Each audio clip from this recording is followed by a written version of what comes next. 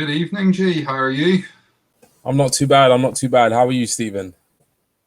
I'm good, mate. I'm good. After a disappointing Saturday, I've managed to cheer myself up a bit over the last couple of days, and we're good to go. Looking forward to Thursday night. But we'll concentrate on lowering the mood again after Saturday. um, but yeah, Yeah, a bit disappointing. yeah, it was. It was a disappointing result. I think, obviously looking at our preview, um, obviously our preview show, I think we were both really kind of optimistic that we would get a really kind of convincing win. And obviously, I think given the way the game panned out, that was on the cards, but for various reasons, it's not quite happened. But yeah, disappointing result. I think I made it very clear in the last show that if we walked away with anything less than 3 points, I would and we would both be disappointed. So yeah, been a bit low since the game, but looking forward to Thursday and obviously the North London derby at the weekend. Yeah. So just to bit of housekeeping before we start. Obviously, just to let everybody know, this is a pre-recorded show, as you may be able to see. The reason for that, well, there's a few reasons for that. We are recording this on Monday night, which is the Monday after the Burnley game. We decided not to go live for a few things. Firstly, our good friends over at Blasphemy Arsenal are currently doing a live stream with their review. And we don't want to split the audience, so we decided we would leave that. There's also the matter of a certain interview on TV. I don't know if you've heard about this. So a couple of people, vaguely important, getting interviewed by some American woman. Yes, I've definitely heard So about it. yeah, we thought we might lose the few viewers that we get live to that, so we thought we'd give that a miss as well. And it also gives us an opportunity to try out a couple of things that we have been looking at and trying to do on this application. So it's a good way for us to test that out. So thank you if you are watching. We really appreciate the feedback and all the support so far. Remember to hit that subscribe button and to hit that like button as well. Anything you want to say quickly before we start? Yeah, no, just really looking forward to the show. Just kind of looking forward to kind of breaking down, the actual match itself, and the performance. So yeah, I think no time like the present to try kind of just get stuck in really. Yeah, absolutely. So I know you didn't actually get to watch the match live. Most of your updates were coming from me texting you. Yeah, You were yeah. doing a bit of removal, man. That's it. Yeah, I was helping my father-in-law move house, and something that I expected to take a couple of hours turned into a 13-hour removal mission. So yeah, I didn't see the game. At the same time, obviously, I put out a couple of tweets thanking yourself for keeping me updated. So I kind of had an idea of what was going on, which I'm really grateful for. And obviously caught up with the match later that evening and the next day. So yeah, I'm fully up to date with all the events and talking points. Well, where do we start then? Well, I suppose the best place to start is we obviously did our preview show and we talked about our lineups. And I don't think either of us in our wildest dreams could have imagined that this was going to be the lineup. So we started off Leno, naturally in goal, but he threw a real curveball in there. No Cedric, no Bellerin, but Chambers at right back for the first time. And I can't remember the last time Chambers had a game. With David Luiz and Pablo Mari at centre backs and Tierney on the left, the obvious Thomas, and he went with your pick Xhaka in the midfield, Odegaard, and then Saka, and then on the left he went for Willian, and up front the great Pierre-Emerick Aubameyang. So what was your thoughts when you seen that lineup? To be honest, I was very surprised. I think we both made it very clear that the type of lineup we wanted. Given obviously for me this was a very winnable game. I know there was probably a little bit of thought behind this lineup, given Olympiacos and the North London derby was coming up. But for me, I was surprised, a little underwhelmed. at the lineup. So yeah, I think obviously what you've just mentioned, the two major inclusions in that lineup that surprised me was Chambers. I think I didn't know, like yourself, when he had actually last played for us. But I think it was Chambers himself came out and said after the match that it was a year since his last start. So yeah, very, very surprised that, to not see Bellerin or Cedric in the lineup. So that was the major thing. That was the major first thing, that kind of caught my eye. And the second one was Willian. Now, not to be unfair to Willian, I'd say that the most recent performances have been good. Nevertheless, I was really surprised to see that, he was selected over Pepe, who was my original pick. And also, there was an argument, I would actually say, well, if you weren't going to actually play Pepe on the left, why not in a situation like this when you're looking to rotate the squad? It probably would have been a perfect game for Martinelli to maybe get a start. Generally, I was quite happy with the lineup, I must say, because even though I did pick Gabriel as left centre back, I did say on the preview show that I could see why you would want to play Mari. Just like I picked Holding, I could see why there was an argument for David Luiz, but the two surprise selections for me definitely was Chambers and Willian. Not quite sure why they got into the lineup for that match. What about yourself? Yeah, I mean, like you, obviously the first thing was, and I messaged you as soon as I seen the lineup saying Chambers, really. Yeah. I don't know, was there an issue with Cedric because he didn't even make the squad? But Bellerin, well, I'm not sad anytime Bellerin doesn't play, but that's a personal opinion. It was good to see Chambers get a game. I don't think overall, I mean, we'll come on to the game in a minute, but I don't think overall he had a massively bad game. I don't think he had a particularly good game as such. I don't think he was overall involved that much. I think you've seen a couple of times he tried to get forward and he struggled. He really laboured to sprint back. He doesn't have that natural pace, I don't think, to play that sort of attacking right back. He's good at right back if he's staying fairly far back. But if he's bombing on forward, he doesn't have the pace to get back. And that's where it sort of would concern me playing him in that position with Arteta's style. And like you say, Willian, he's done well. He got an assist in this game as well, which we'll come on to in a wee sec, which is 4 in the last 3 games. How much stock you put in the assist stat is entirely a personal thing. For me, it's great that players getting assists, but it's so overrated. The word assist, I mean, a goalkeeper can get an assist for kicking the ball to someone who then runs the length of the pitch and scores. How is that an assist? He literally give the ball to someone. It doesn't work for me. But yeah, I mean, overall thoughts, whilst I wanted Ceballos to play instead of Xhaka, I knew Xhaka was going to play. Deep down, I knew that was going to be the midfield partnership. I did genuinely think that he might have played Alba on the left and played Laka up front, but it wasn't to be. So the game started, and obviously we started off pretty well. I thought we controlled the game. We controlled it well.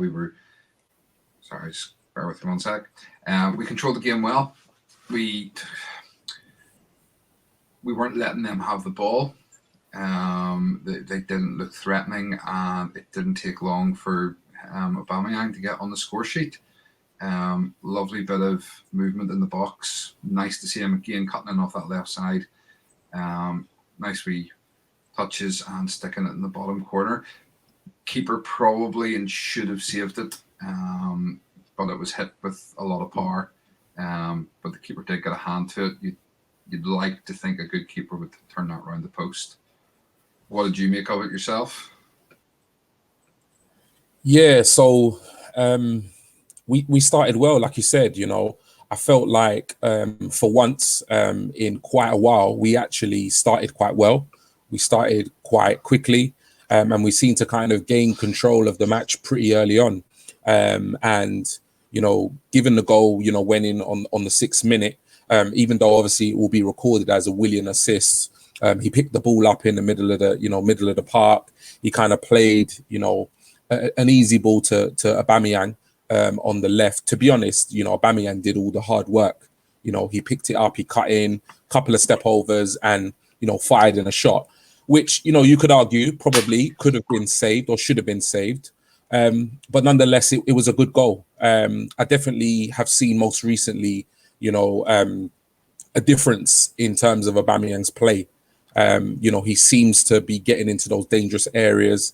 He seems to be taking, the quick shot rather than kind of, leaving it a little bit too long, and then the opportunity's kind of passed or gone. He kind of made that opportunity himself, really. So it was nice, to kind of get that early start, gain control of the match, and get the early goal, because when we were doing our predictions, that's what I was looking for, and I know you were looking for, was that quick start, getting the early goal, because that played completely into our game plan. We score first. Burnley would then have to do something different from just sitting back. So I thought, when I found out that Aubameyang had scored, I thought, perfect. This is exactly what we need. So good start, good goal. And then, what happened next? Yeah, well, to be fair, once we got the goal, again, I don't think Burnley looked like they were troubling us at all. They were starting to get into the game a little towards the end of the first half, but overall we were in control. And arguably we should have had a couple more. They weren't as clear cut as some of the ones maybe in the that are on the second half, but we should have had a couple more goals by that stage. And then the passing out from the back came back to haunt us. Yeah. And these two decided that they would pass it on between each other. Do you know, at the time I said, Xhaka, there's just no words. What have you done? And then, I was getting a lot of sticks saying, oh no, that was Leno's fault. Leno should have hoofed it upfield. And you could argue both. You can say, yes, Xhaka was a terrible pass, and his speciality is sideways passes. So how he managed to hit it off Chris Wood. But then, Leno should have seen the danger. But then when you look at some of the stills, you look at the actual space that Xhaka had around him, he probably could have turned and actually tried to go forward with the ball. Yeah. So it's hard to know. For me, I'm still putting it on the feet of Xhaka.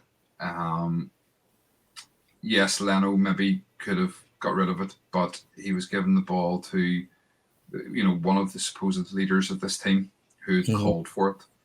And it was just a terrible pass. It's one of them things. It can happen.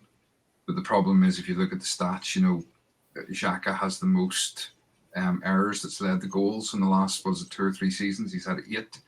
And, if we want to win the league, is that the sort of player we can have leading our midfield? Yeah. No, for me, obviously I didn't watch the game, but I caught up with the highlights. I watched the game, and for me, I know there was a lot of debate online with regards, whose fault it was. Sometimes I don't think it's best to highlight a particular individual player. And the reason I'll kind of come on to that in a second. But with regards to this incident, for me, this is a tactic that Arsenal have adopted, this playing out from the back. So for me, as a goalkeeper, you either get told to, ping it, all the way up the field, or you're encouraged or told to kind of, as a team, we're going to play it from the back. So for me, Leno in that situation, I can't really see how it's his fault. He's played the ball to Xhaka. He's in enough space. He's not massively under any type of pressure. So for me, he's played him a simple ball. At that point, you've either got a choice as Xhaka. You've got to either play it back to him and kind of give him a nod to say, look, get rid of it upfield if you feel as though you're in a situation where you can't play a ball, or you make a pass. He decided to not play it back to Leno. He decided to make the pass that was not on. So for me, in that situation, I can't really see how you can blame anyone other than Xhaka. I think he made a pass that wasn't on. And for me, it just kind of highlights the fact that he wasn't actually fully aware of what was going on around him in terms of the players and where they were and who was available or where the Burnley players were. So, like I said, I don't really like to highlight the fact that he made that individual error, because I think a lot of the time we tend to kind of like, as Arsenal fans or just fans of football, we tend to just kind of say, oh, that's the reason why we lost the game. And the reason why I don't like to do that is because, you know, I know you highlighted that he's made, 8 individual errors over the last couple of seasons. But for me, throughout this whole season, this has been a massive problem throughout the squad, from the goalkeeper right up to the forwards. There are so many examples of where, we've been in comfortable positions within a game, whether that's leading or whether that's controlling the game through possession. And we've actually thrown it away by, making an individual error. I saw a really interesting stat. I can't actually remember who tweeted it. If I did, I'd give them a little shout out. But the tweet basically said that in the last, and I looked it up, the last 4 away games, we've picked up 4 points. If we were to take away individual errors, we would have picked up 12 points. So, when you look at it like that, for me, there are two clear, obvious things that, this team needs to improve on. And I don't think you can really blame Arteta or the coaching staff on that. I think it comes down to the players. And that is, 1, we're not clinical enough in front of goal.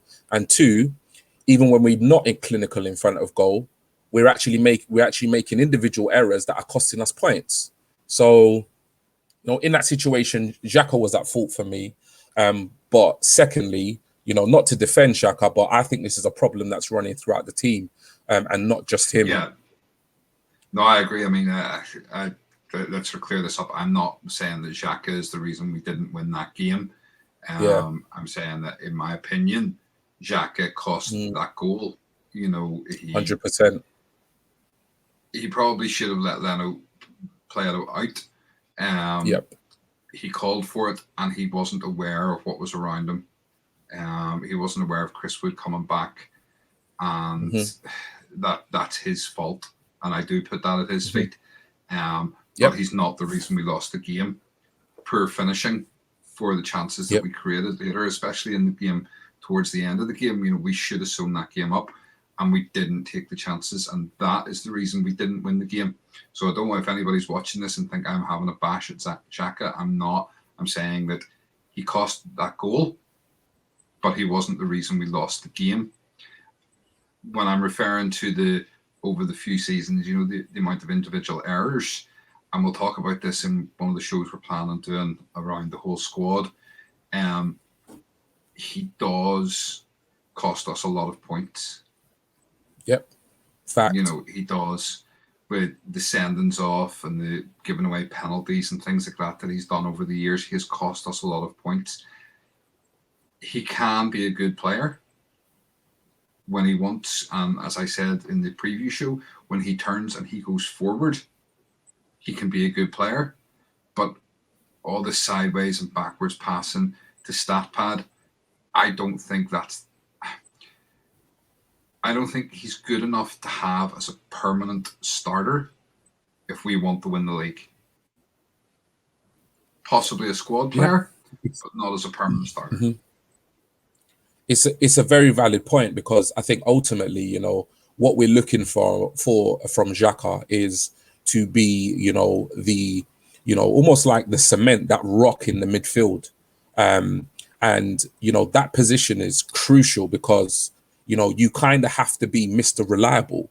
You have to be able to get that ball at your feet, in the most, pressurized situation, and be able to kind of relieve the pressure from the team, whether that's pick a pass, play it simple. And at the end of the day, if you've got a defensive midfielder, central midfielder, and they're one of the first names on the team sheet, they have to be able to not make consistent mistakes. Everybody can make a mistake. The players, they're all human. They can all make errors.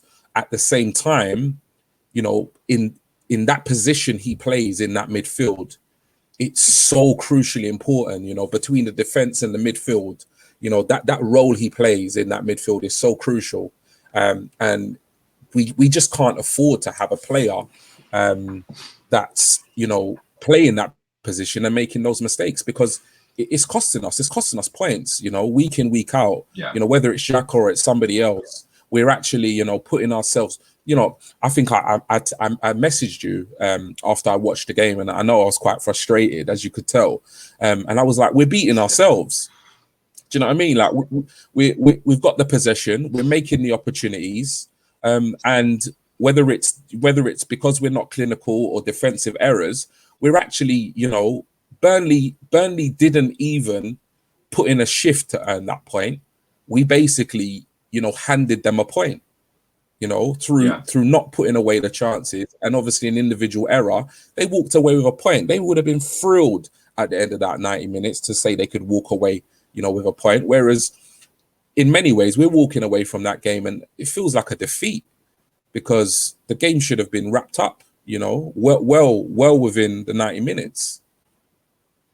Yeah, no, absolutely.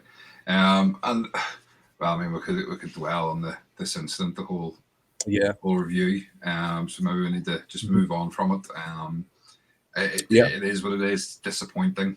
It shouldn't have happened, I think, is the thing. And it has to get better. So we'll move on. We got then to half-time. Second half, I mean, to be fair, the second half for me was quite a dreary affair. We took Odegaard off after 63 and brought Laka on to replace him. And again, Laka, he's had a couple of times he's played that sort of number 10 role, and he's done all right. And obviously they were looking for that sort of relationship he has with Aubameyang. But it didn't do anything. And to be honest with you, I kind of felt for Aubameyang, apart from his goal, he didn't really do an awful lot during the game. And I mean, he played the full 90 minutes, but I probably would have brought him off. I think, personally. I think that's a criticism. I think that a lot of us as Arsenal fans have kind of put at the feet of Aubameyang this season. I think last season, where he was scoring goals for fun, and he was getting a goal every week, I think a lot of the time his performances were kind of going unnoticed, because really and truly a striker's job is to put the ball in the back of the net. Obviously, most recently in the games he's been doing that, but I definitely think because of our league position and because of certain results not going our way, and the situation we're currently in, I think as Arsenal fans, we're definitely kind of scrutinizing individual players' performances a lot deeper this season. And when you look at Aubameyang, yes, he scored a great goal, and most recently he scored some really crucial goals. But if you actually look at his performance, definitely I would criticize him and say, other than putting the ball in the back of the net, he doesn't really offer us much in terms of hold-up play, in terms of link-up play. And, some Arsenal fans will criticize that opinion and say, well, actually, his job is to score goals. And I don't necessarily, I agree with that. Of course, every striker's job is to score goals. But ultimately, there needs to be more about a centre-forward's performance than just scoring goals. You need to, because you can't score in every single game. So does it mean that, when you don't score a goal, you're then completely anonymous in the match?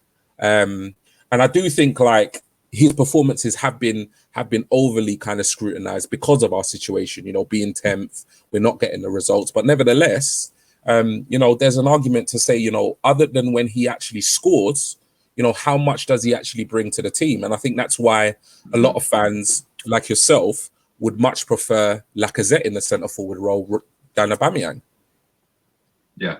I mean, I said the other day, I want Aubameyang on the pitch.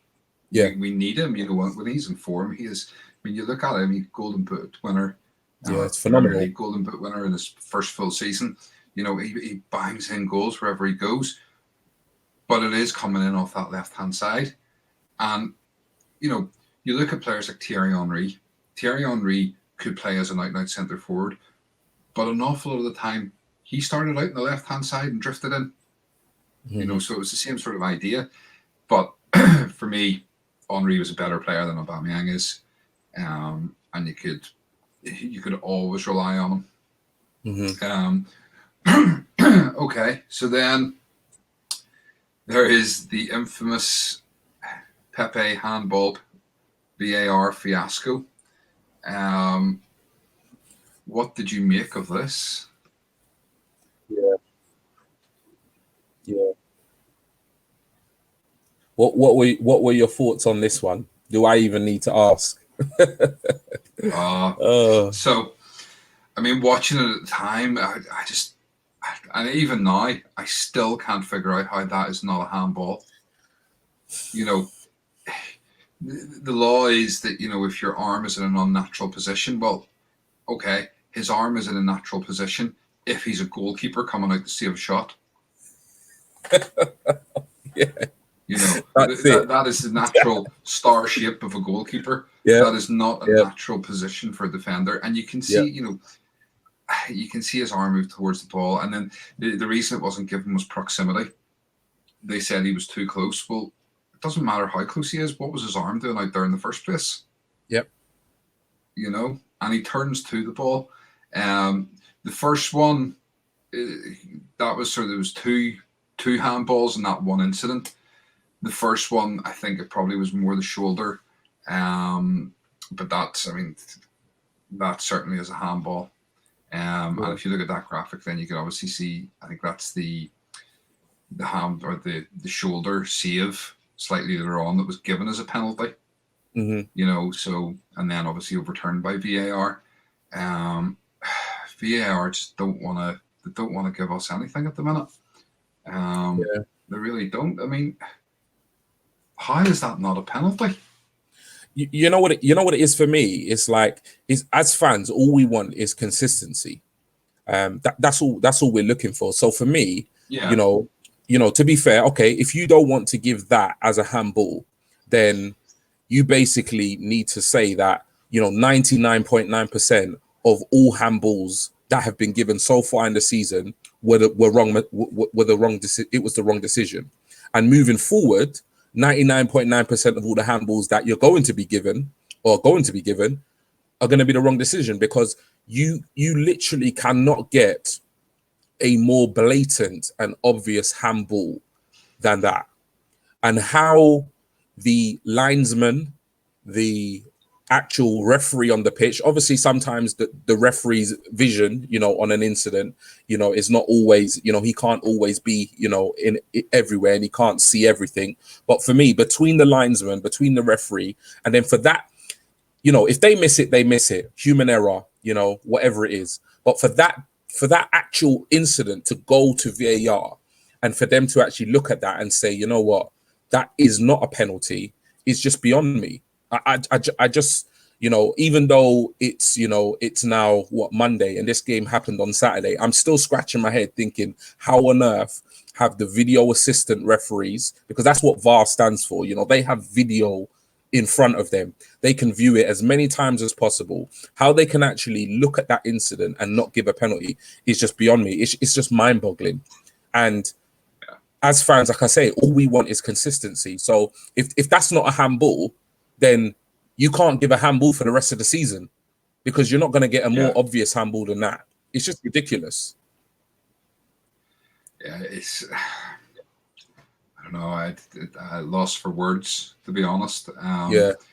It's crazy. I mean, and I think obviously, you know, for me, that was a Stonewall penalty. There was then the incident where Pepe had the shot and it came off it was the same defender, came off his shoulder, and the referee sent them off and give a penalty, only for VAR to overturn it. And to be fair, it was the right decision.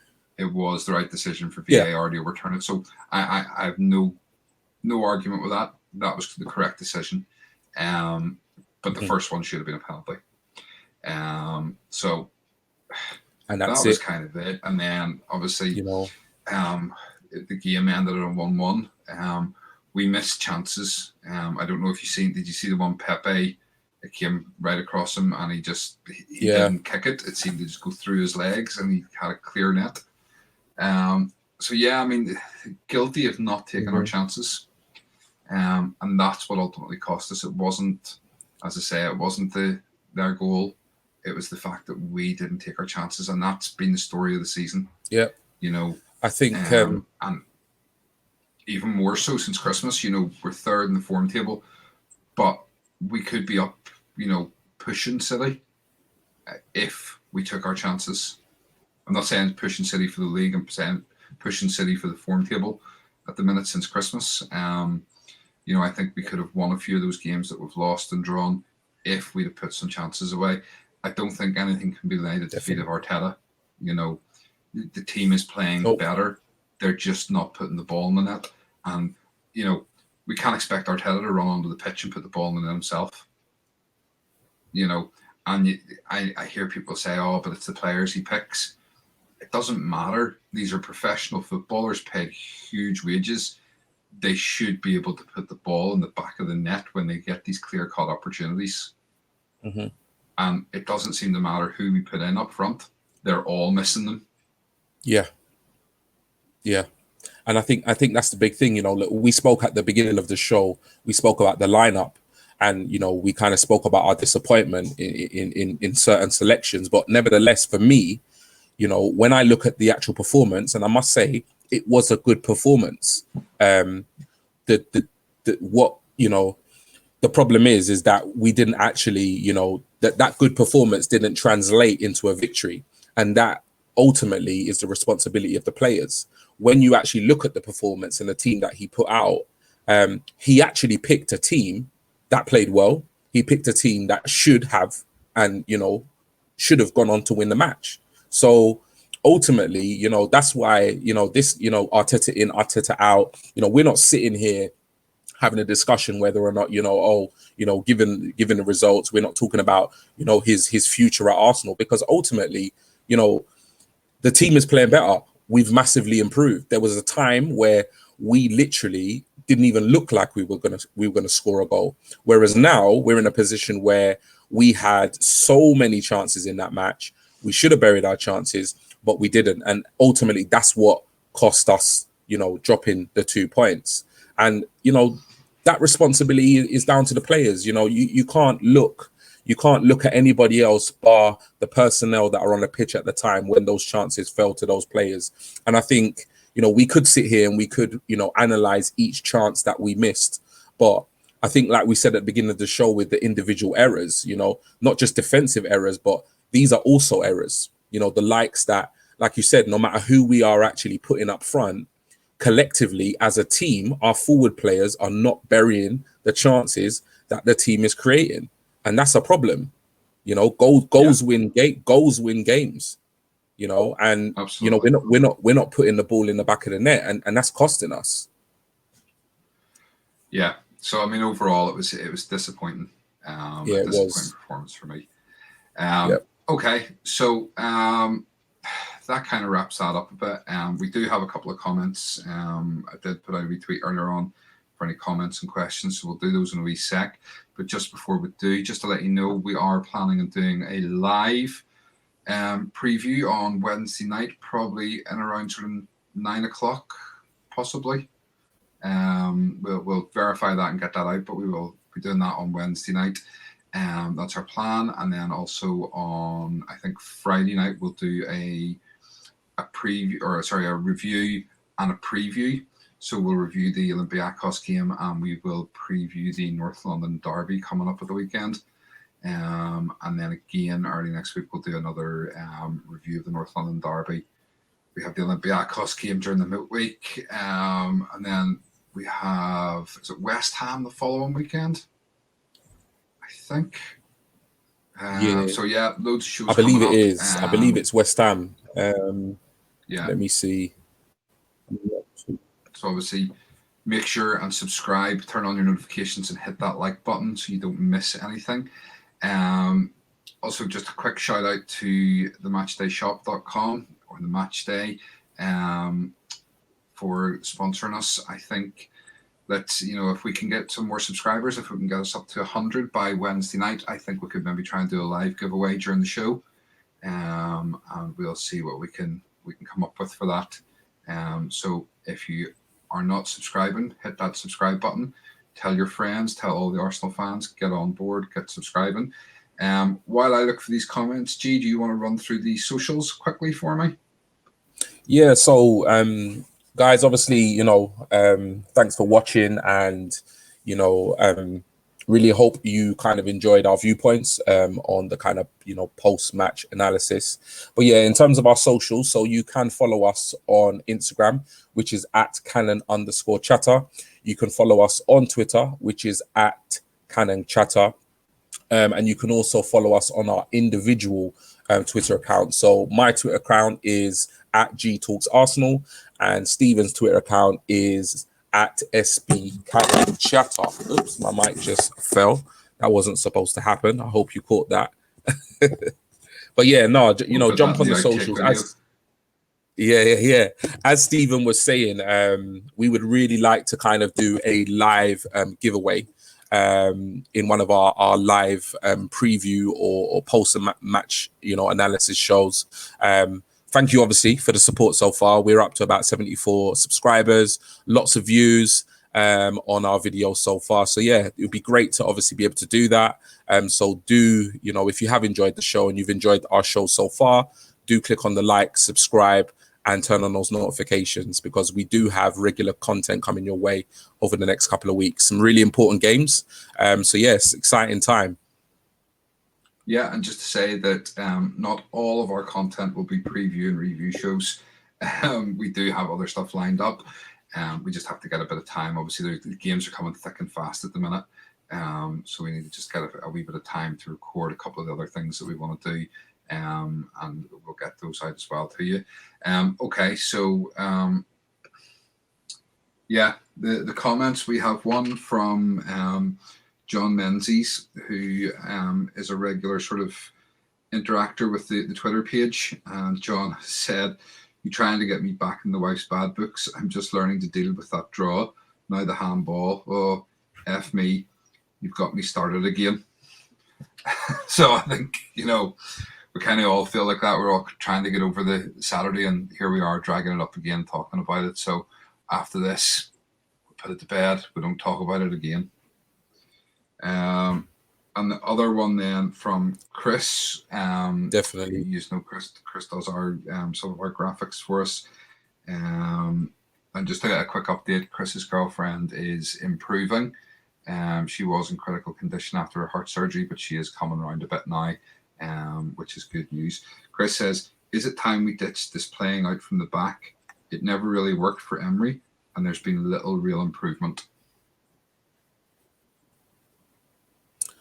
Yeah, it's a valid point. I think a lot of fans at this point are, just pretty kind of frustrated, because it seems as though a lot of the individual errors that are costing us goals and costing us points, actually kind of come from this, this tactic of playing out of the back. It seems obvious to me that some of the players are not very comfortable playing out from the back, but it definitely does seem like it's a tactic that Arteta has introduced. Well, not necessarily introduced, because it's not new to the players, but it's definitely a tactic he wants to move forward with, because he's persisting with it. Nevertheless, I don't know. I played football when I was younger, and don't get me wrong, there was always an element of what the coach wanted you to do as a player. But then I always felt like I kind of knew what I was good at and what I wasn't good at. So even though there would be certain tactics, or certain instructions that were given to me, I think sometimes the players also have to use a little bit of common sense and kind of like learn how to manage the game. So, if you've got a ball that's coming into your feet and you're thinking, okay, I need to pass this because this is what I've been told, I think you should be able to have the common sense as a player. If you feel uncomfortable in that position or in that situation and you want to just hit it long,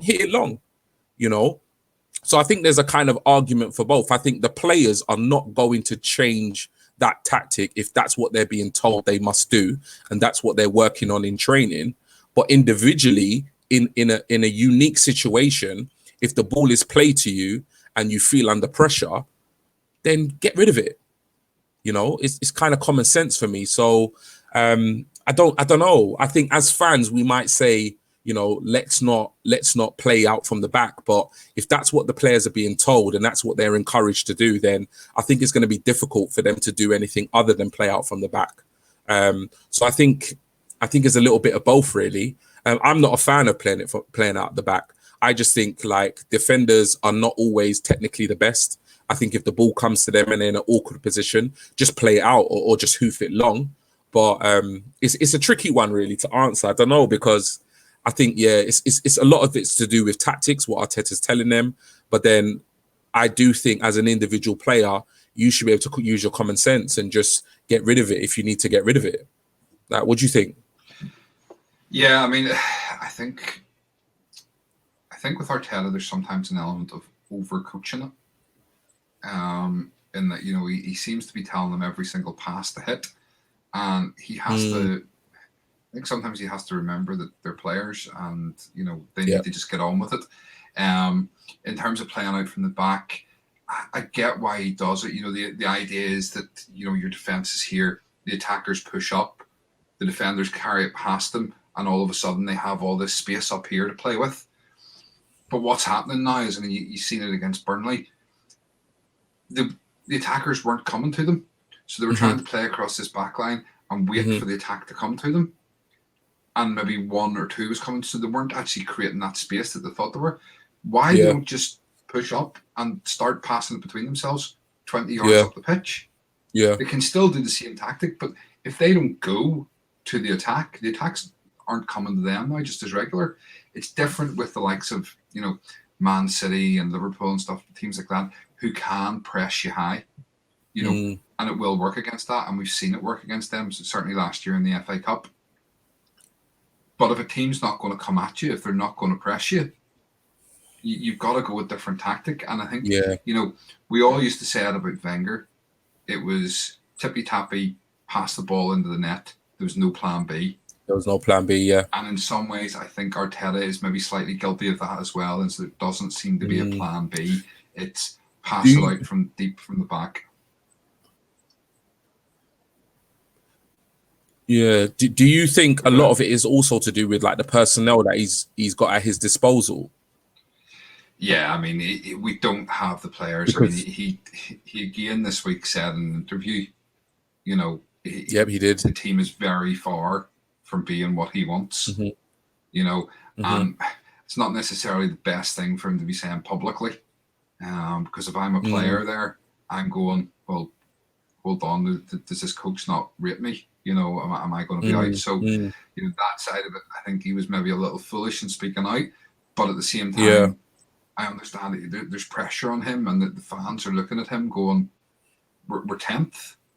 You know, there's no getting away from the fact that it doesn't matter if we say the football has improved or that we can see improvements in certain areas or whatever it is.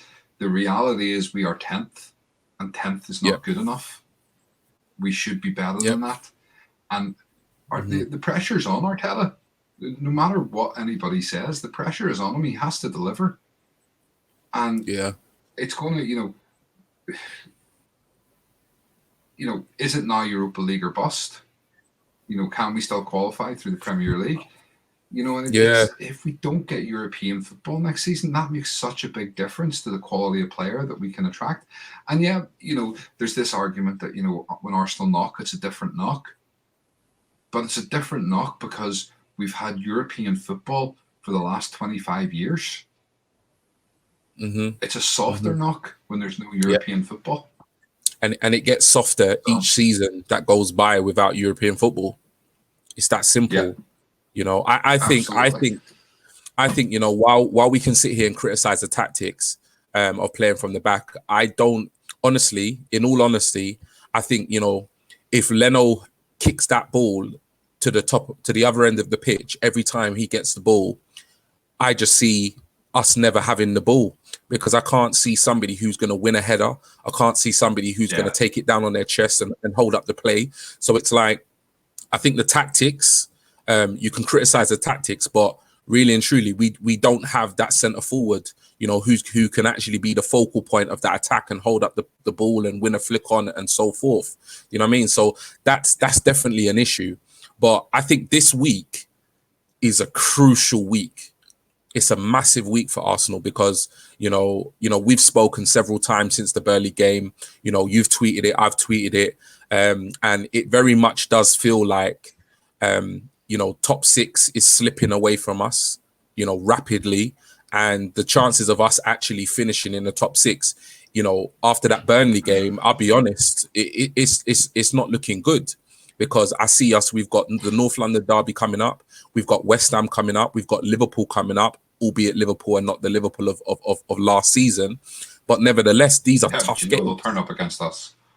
That's it. They're gonna turn into prime Liverpool, title winning Liverpool all of a sudden. So these are tough games, and I think this week is gonna be a crucial week because we cannot fail against Olympiacos, and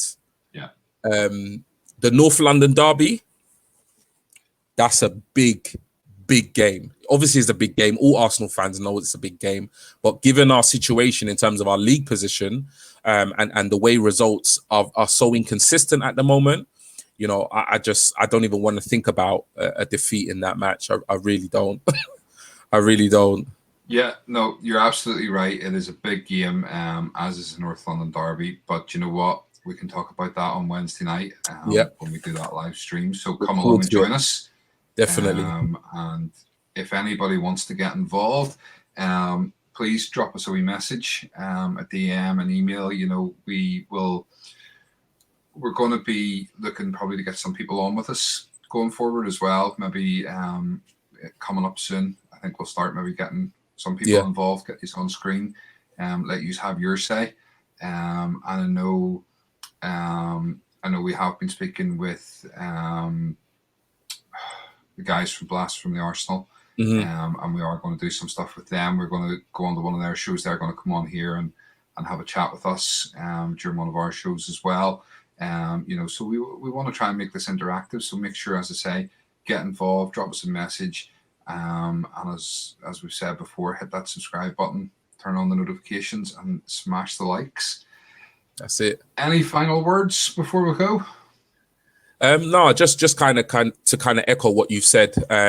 I know I've received a couple of DMs from Arsenal fans, kind of expressing their interest in, featuring or appearing on some future shows. We've had a couple of conversations. So yeah, don't worry, that, it's not that if it's not happening right now, don't just assume it's not going to happen. We are looking into it, and we're only still kind of finding our feet in this whole YouTube world. This is only our third show, so do bear with us. We've got lots of great content, and one of the biggest things we want this platform to be is interactive. And we want as many fans to be able to kind of have their say, interact with us, appear on our show. So just bear with us. We will, be contacting you, and we will be looking to kind of getting you guys involved as much as possible.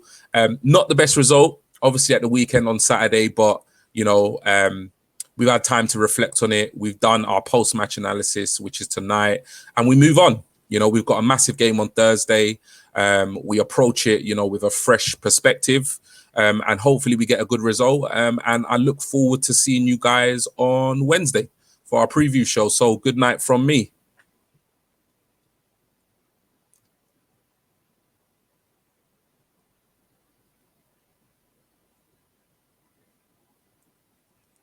Don't hear but from me.